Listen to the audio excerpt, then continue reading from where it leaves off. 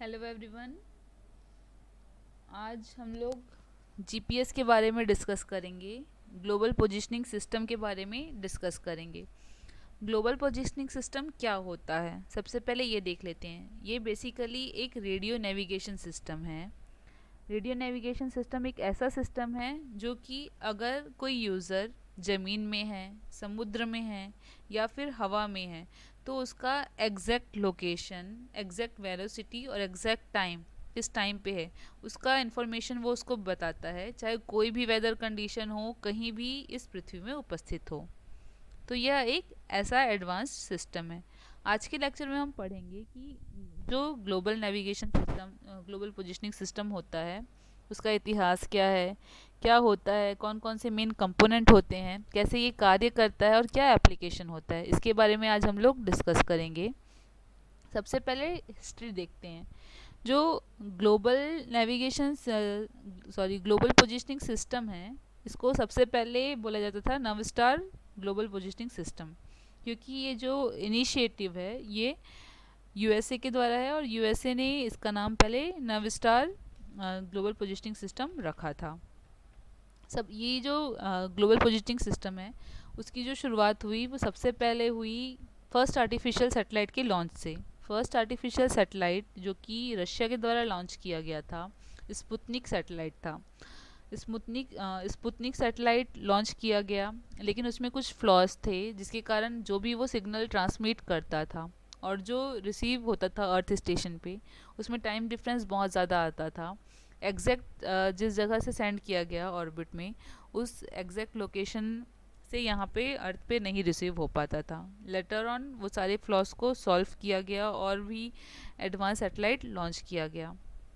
1963 में जो यूएसए का एरोस्पेस कॉरपोरेशन है, उसने एक स्टडी की मिलिट्री पर्पस के लिए, और उन्होंने एक ऐसा प्रोजेक्ट बनाने के बारे में डिस्कशन किया कि स्पेस में सैटेलाइट लॉन्च किया जाए जिससे कि अर्थ में एग्जैक्ट कोई भी व्हीकल का पोजीशन पता चल जाए, किस टाइम पे कहाँ पे प्रेजेंट है वो पता चल जाए, तो फिर ईज़िली सारे मिलिट्री ऑपरेशन हो सकते हैं। बॉम्बिंग ईज़िली हो जाए, कहीं पे बॉम्ब गिराना है वो ईज़िली हो जाए। अगर यूएसए का कहीं भी मिसाइल या फिर कहीं भी आपको प्रेजेंट है व्हीकल, वो इज़िली डिटेक्ट हो जाए, इसके बारे में एक डिस्कशन हुआ था। 11 साल तक इसके बारे में बहुत डिस्कशन हुआ। 1974 में जो यूनाइटेड स्टेट हैं, उसने जो प्रपोज्ड प्रोजेक्ट था उसमें उसको उन्होंने नाम दिया नवस्टार। ये जो सिस्टम है, इसमें 24 सैटेलाइट्स थे। 24 सैटेलाइट इस तरीके से अरेंज होगा कि ग्लोबली पूरे विश्व में यूएसए का कोई भी व्हीकल, कोई भी मिलिट्री इक्विपमेंट कहीं भी प्रेजेंट है, तो उसका exact location, exact position United state में इजीली पता चल जाएगा। ऐसा एक सिस्टम था। तो इस नव स्टार सिस्टम का पहला जो सैटेलाइट है वो 1978 फरवरी में लॉन्च किया गया। इसके बाद 1978 से लेकर 85 तक अप्रॉक्सीमेटली 11 सैटेलाइट लॉन्च किया गया। वैसे ही धीरे धीरे करके जो पूरे सैटेलाइट एक सक्सेसफुल 24 सैटेलाइट का कॉन्स्टलेशन है वो 1994 तक सक्सेसफुली लॉन्च किया गया, और जो जीपीएस है वो पूरा ग्लोबली 1995 में फंक्शनल हो गया। ये स्पेशली यूएसए के लिए था, यूएसए के मिलिट्री ऑपरेशन के लिए, यूएसए के सिविलियन यूज़ के लिए, पर सबसे पहले ये मिलिट्री ऑपरेशन के लिए था। 1983 में क्या हुआ कि एक कोरियन एयर फ्लाइट था। उस कोरियन एयर फ्लाइट में नियरली अबाउट 269 पर्सन्स थे। वो फ्लाइट मूव हो रही थी, बीच रास्ते में उसने अपना पोजीशन डाइवर्ट हो गया। उसका पोजीशन वो गलती से जो सोवियत यूनियन है, रशियन जो एयर स्पेस है, उस लाइन पे पहुंच गया। और रशिया के जो मिसाइल और वो थे, उन्होंने ये कंसिडर किया कि ये कोई फॉल्स प्लेन आ रही है, यहाँ पे इनकी टेरिटरी में आ रही है, तो शॉर्ट कर दिया, जिसके कारण 269 पर्सन अपनी ज़िंदगी गंवा दिए, लॉस हो गया उतनी सारी लाइफ का। उस टाइम पे जीपीएस जो सिस्टम होता था वो एरोप्लेन या बाकी कोई भी ऐसे व्हीकल में इनबिल्ट नहीं प्रेजेंट होता था। वो स्पेशली जो यूनाइटेड स्टेट के व्हीकल हैं या यूनाइटेड स्टेट का एयरक्राफ्ट है, उसी में ही प्रेजेंट रहता था। तो फिर जब जो उस टाइम यूनाइटेड स्टेट के प्रेसिडेंट थे डोनाल्ड रेगन, उन्होंने ऑफ़र किया कि सिविलियन पर्पस के लिए भी अब जो जीपीएस सिस्टम है उसको ओपन कर देते हैं, और सिविलियन पर्पस वो भी पूरे ग्लोबली। मिलिट्री पर्पस के लिए अभी भी स्पेशली ये यूनाइटेड स्टेट के पास राइट रिजर्व है, और यूनाइटेड स्टेट ही इसको मिलिट्री पर्पस के लिए यूज़ करता है। बाकी सारी कंट्रीज़ के लिए ये सिविलियन पर्पस के लिए अवेलेबल है, फ्री ऑफ कॉस्ट अवेलेबल है। 1995 में ये सिविलियन पर्पस के लिए अवेलेबल हो गया। कुछ फॉल्ट था सैटेलाइट्स में, और कुछ प्रॉपर फंक्शनिंग नहीं थी, जिसमें करेक्शन करने के बाद प्रॉपर अच्छे से होने के बाद 2000 जो ईयर था उससे ही सक्सेसफुली और पूरे ग्लोबली सिविलियन पर्पस के लिए ये अवेलेबल हो गया। अलग अलग कंट्रीज़ का अलग अलग जीपीएस सिस्टम है, जिसमें कि जो यूनाइटेड स्टेट का जीपीएस सिस्टम है वो ग्लोबली सिविलियन पर्पस के लिए अवेलेबल है, और दूसरा जो सिस्टम है वो है आपका रशिया का ग्लोबल पर्पस के लिए अवेलेबल है। ग्लोनॉस नाम का जो जीपीएस सिस्टम है वो रशिया का है, ग्लोबल नेविगेशन सैटेलाइट सिस्टम। बिडेयू नाम का एक जीपीएस सिस्टम है जो कि चाइना का है।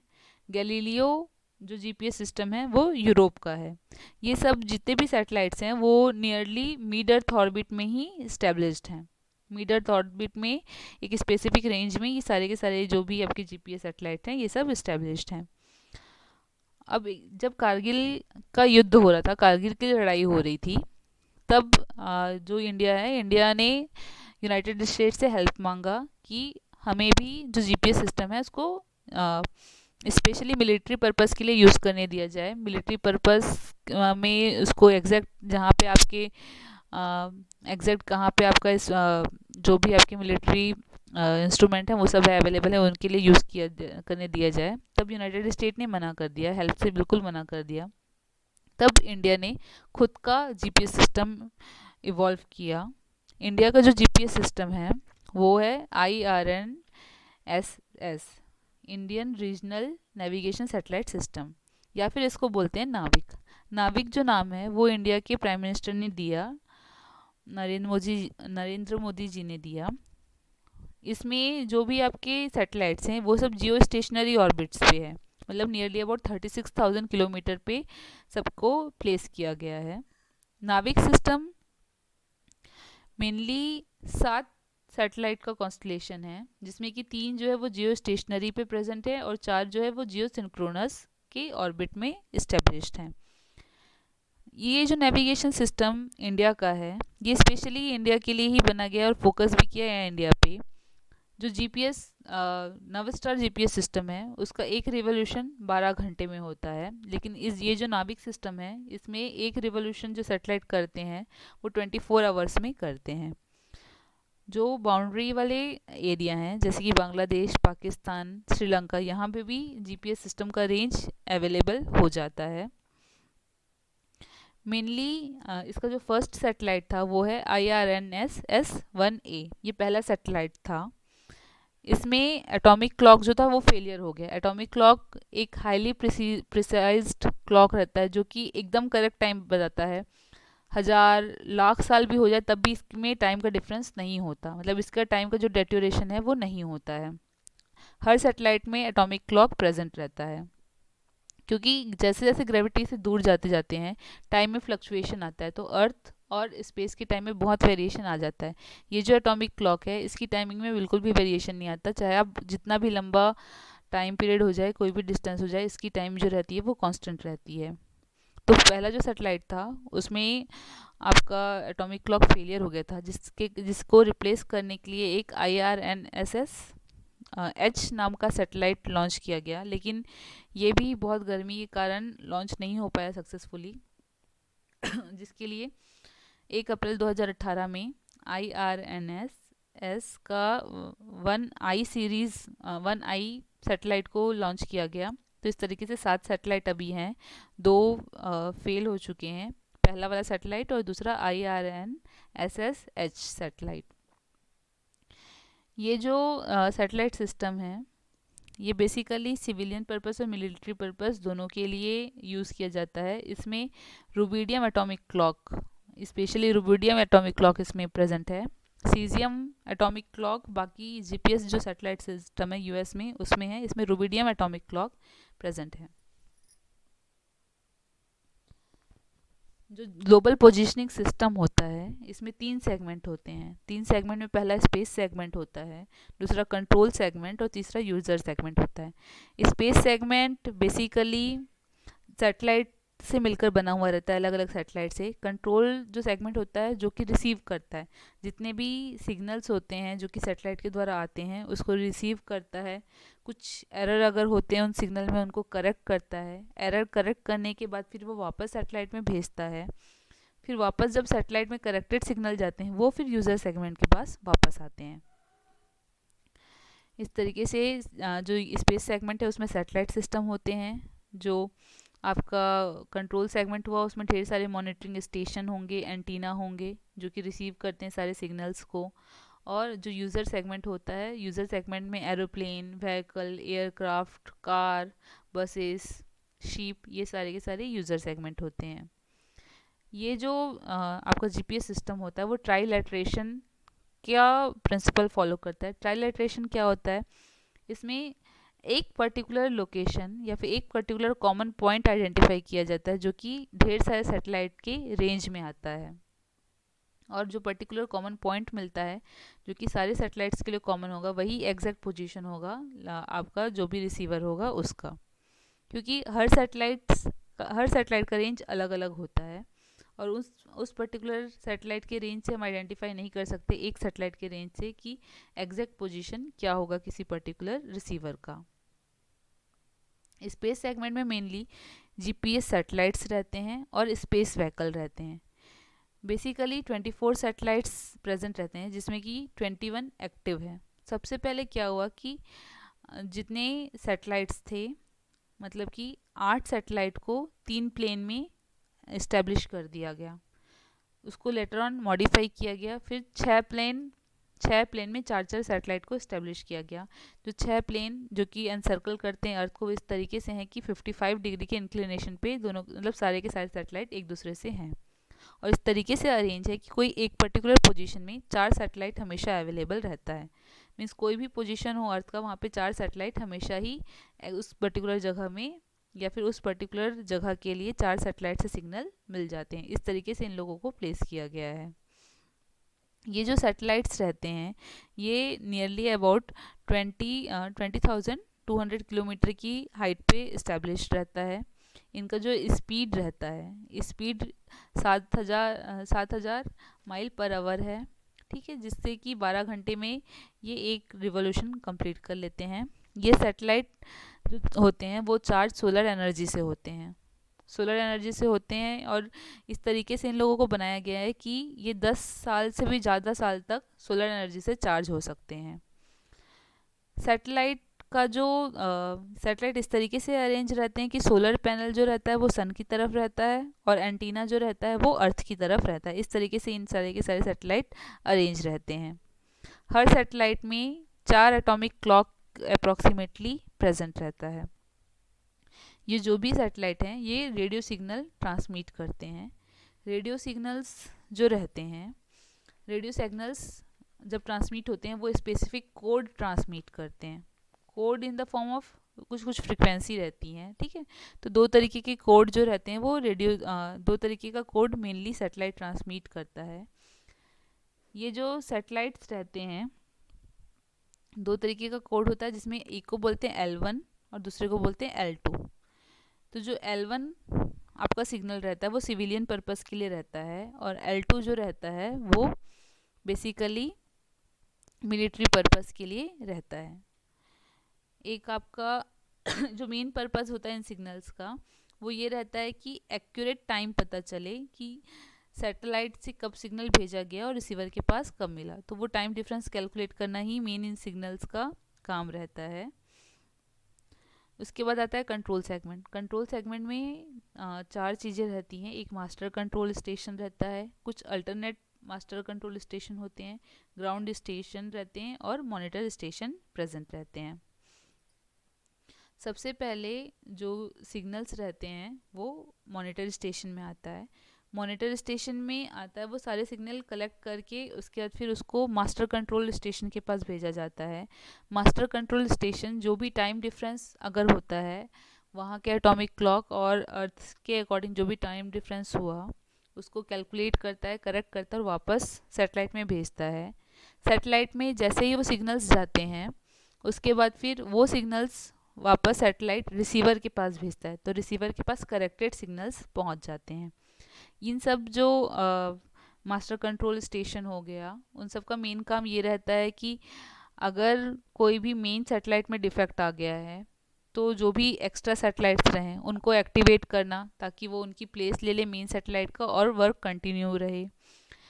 जो भी मैसेजेस रहते हैं, एफीमेरिस मैसेज, एल्मनेक मैसेज, उन सबको ट्रांसमिट करना, जितना भी सैटेलाइट्स में डिफेक्ट रहता है उसके बारे में पता करना, उसको करेक्ट करना, सैटेलाइट का कंटिन्यू मॉनिटरिंग करना, चार्ज है कि नहीं, कितना उनका बैटरी पावर है, इन सब के बारे में प्रॉपर अपडेट्स रखना, ये सब मेन काम है इन सब कंट्रोल स्टेशन का।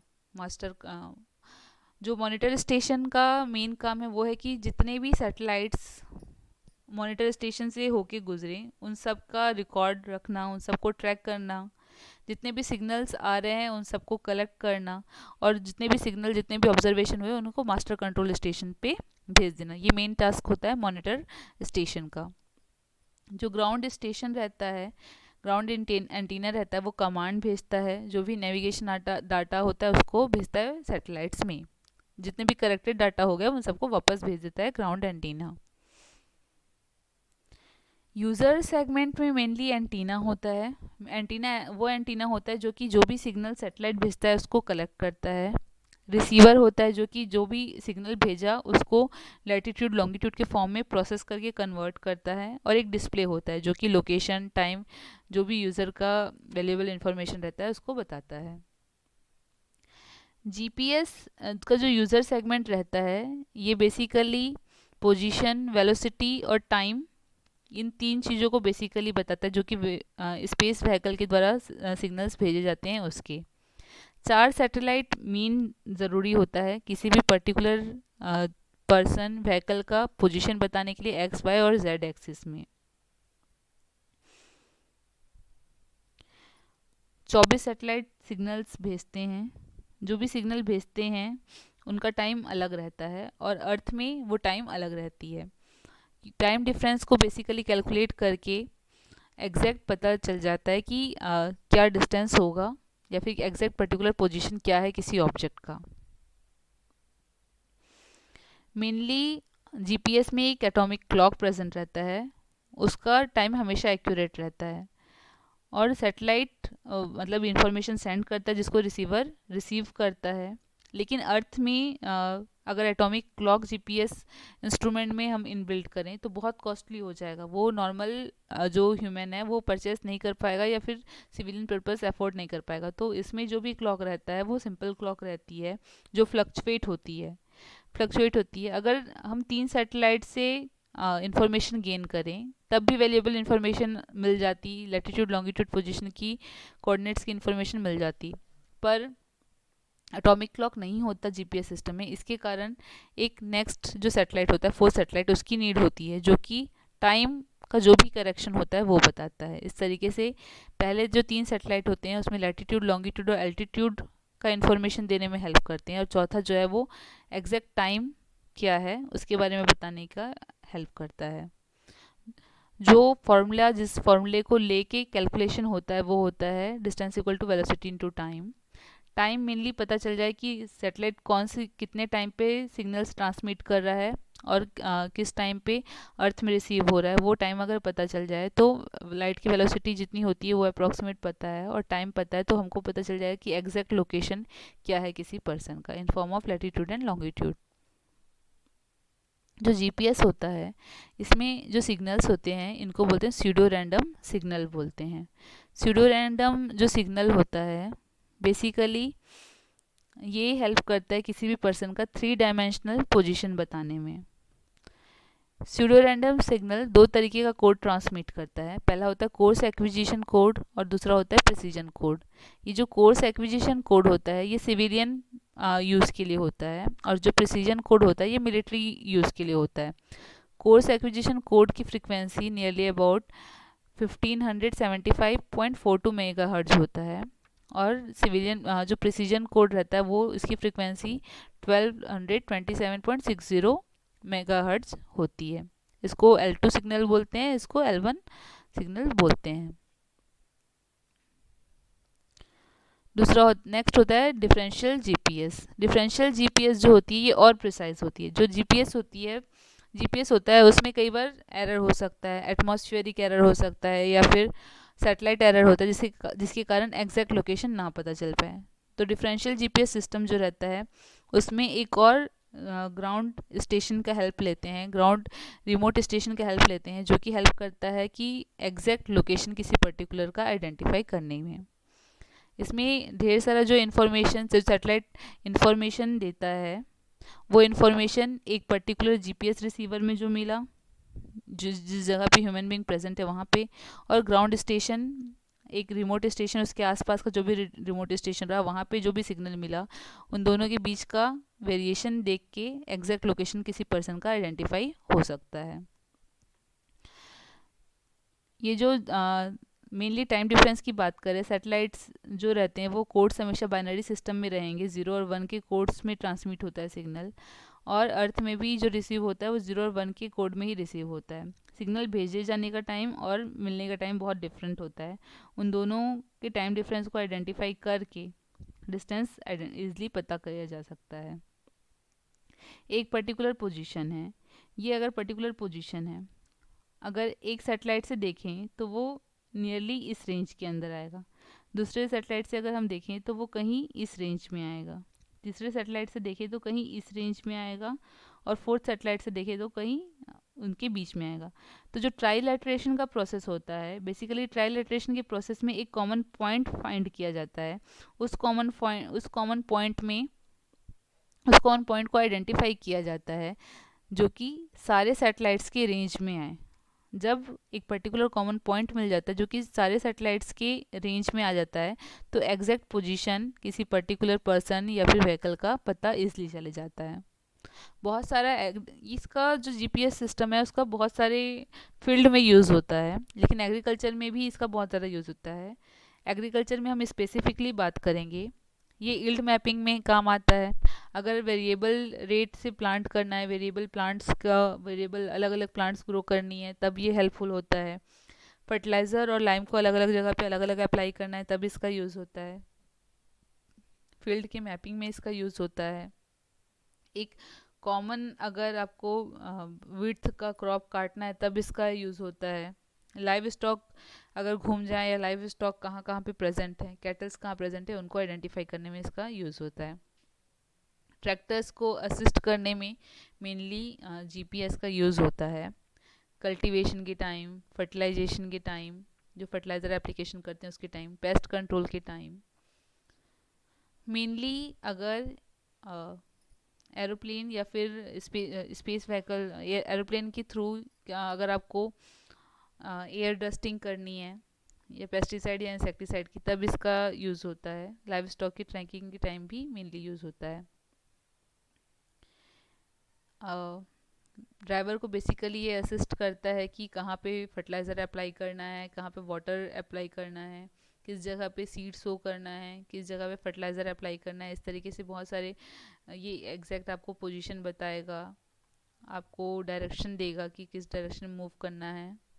जब ट्रैक्टर कोई भी ड्राइव कर रहा है, अभी एडवांस ट्रैक्टर में जीपीएस सिस्टम इनबिल्ट होता है। यील्ड मॉनिटरिंग में ये हेल्पफुल होता है। यील्ड मॉनिटरिंग में कंबाइन जैसे मशीन में ये इसको इनबिल्ट किया जाता है, जो कि आपकी हेल्प करता है कि कितने विड्थ से क्रॉप हार्वेस्ट हो रहा है, जिस जगह से जिस विड्थ से क्रॉप हार्वेस्ट हुआ है उसका एग्जैक्ट पोजीशन क्या है, कितनी यील्ड आई है उस पर्टिकुलर जगह से, वो आपको ईजिली पता चल सकता है एक प्रिसाइज एप्लीकेशन में। और प्रिसाइज एप्लीकेशन और आपका वेरिएबल रेट में, अगर पेस्टिसाइड, वेरिएबल रेट में फर्टिलाइज़र, वाटर अप्लाई करना है, तब ये बहुत ज़्यादा बेनिफिशियल होता है। जीपीएस सिस्टम एग्जैक्ट पोजीशन बताएगा, किस जगह पे ज़्यादा पानी की ज़रूरत है, किस जगह पे कम, किस जगह पे ज़्यादा फर्टिलाइज़र की ज़रूरत है, किस जगह पे कम फर्टिलाइज़र की ज़रूरत है। एनिमल्स की ट्रैकिंग में इसका बहुत ज़्यादा इंपॉर्टेंट रोल है, क्योंकि बहुत सारे एनिमल्स होते हैं और एनिमल्स में आइडेंटिफाई नहीं किया जा सकता कि कौन सा एनिमल किसका है। तो अगर जीपीएस सिस्टम उनमें अगर सेंसर ऐसा लगा दिया जाता है तो हम इजीली आइडेंटिफाई कर सकते हैं कि कौन सा एनिमल है हमारा और कहाँ पे वो एग्जैक्टली प्रेजेंट है अभी। उसके घूमने के चांसेस कम होते हैं, इजीली पता लगाया जा सकता है उनका exact position. Soil crop dusting में भी, क्योंकि पूरा फील्ड जो रहता है वो कोई डिसीज़, कोई पर्टिकुलर डिसीज़ या कोई पेस्ट से इन्फेक्टेड नहीं होता, पैचेस में इन्फेक्टेड होते हैं। तो वो पैच आइडेंटिफाई करने में जीपीएस सिस्टम बहुत हेल्पफुल होता है और उस पर्टिकुलर पैच में कोई भी पेस्टिसाइड इंसेक्टिसाइड अप्लाई करने में हेल्पफुल रहता है। सॉइल सैम्पलिंग में बहुत हेल्पफुल है, क्योंकि अगर किसी जगह से पीरियोडिक सॉइल सैम्पलिंग करनी है, किसी टाइम पे अलग क्रॉप लगा है, अलग टाइम पे अलग क्रॉप लगा है, तो सॉइल सैम्पलिंग में ये बहुत ज़्यादा मतलब हेल्पफुल होता है। अगर कोई जगह पे कोई पर्टिकुलर क्रॉप लगी है, नेक्स्ट सीज़न वो बैरन हो गया, उसके नेक्स्ट सीज़न कोई अलग क्रॉप लग गई, तो जीपीएस सिस्टम के थ्रू एक पर्टिकुलर एग्जैक्ट पोजीशन पता चल जाएगा कि किस जगह से हमने प्रीवियसली सॉइल सैंपल लिया है, किस पर्टिकुलर जगह से, किस पर्टिकुलर डेप्थ से हमने लिया है। उस तरीके से एक डेफिनेट प्रॉपर जगह से प्रॉपर सैम्पलिंग हो सकती है सॉइल सैम्पलिंग। बहुत सारे एडवांटेजेस होते हैं और कुछ डिसएडवांटेज भी होते हैं जीपीएस सिस्टम की। एडवांटेज में ये है कि जीपीएस के सिग्नल पूरे ग्लोब, ये पूरे पृथ्वी में अवेलेबल है, तो कहीं भी किसी भी पर्सन, किसी भी व्हीकल अगर कहीं भी प्रेजेंट है तो उसका एग्जैक्ट लोकेशन पता चल जाता है। कोई चार्ज नहीं होता, फ्री ऑफ कॉस्ट है ये। कैलिब्रेशन की कोई मेहनत नहीं, ये सेल्फ कैलिब्रेटेड डिवाइस है। बहुत सारा वैल्यूएबल इन्फॉर्मेशन देता है, स्पेशली लोकेशन बेस्ड इन्फॉर्मेशन देता है। गूगल अर्थ में इसका बहुत ज़्यादा यूज़ होता है, मैपिंग, नेविगेशन, बहुत सारे इसके यूजेस हैं। डिसएडवांटेज इसका ये है कि चार्जिंग फ्रिक्वेंट चाहिए, चार्जिंग इसको बहुत ज़्यादा ज़रूरत होती है इसकी चार्जिंग के लिए। मेनली जो सॉलिड स्ट्रक्चर होते हैं उसके अंदर जीपीएस सिग्नल पेनिट्रेट नहीं कर सकते, तो उस तरीके के अगर आप वैसे बिल्डिंग या फिर किसी पर्टिकुलर सॉलिड थिंग के अंदर आप अवेलेबल हैं तो जीपीएस सिग्नल वहाँ पे नहीं अवेलेबल हो पाएंगे। सफिशिएंट अमाउंट में सिग्नल की नीड होती है। अगर एटमॉस्फेरिक कंडीशन के कारण प्रॉब्लम हो गई सिग्नल ट्रांसमिशन में, तब एग्जैक्ट इंफॉर्मेशन नहीं मिल पाता है। अभी फ्री ऑफ कॉस्ट अवेलेबल है, लेकिन ये डिपेंड करता है यूनाइटेड स्टेट पे कि फर्दर जो है ये जीपीएस सिस्टम का वो चार्ज ले भी सकता है या नहीं भी ले सकता। ये सब आपको हो गया जीपीएस सिस्टम के बारे में। मेरा एक क्वेश्चन है कि जीपीएस सिस्टम के बारे में तो बात हो गई, पर आज हमने डिस्कस नहीं किया कि जीपीएस के फादर कौन है, जीपीएस के जनक क्यों है, कौन है। ये आपका होमवर्क है, आप मुझे बताइए कि जीपीएस के जनक कौन है। Thank you.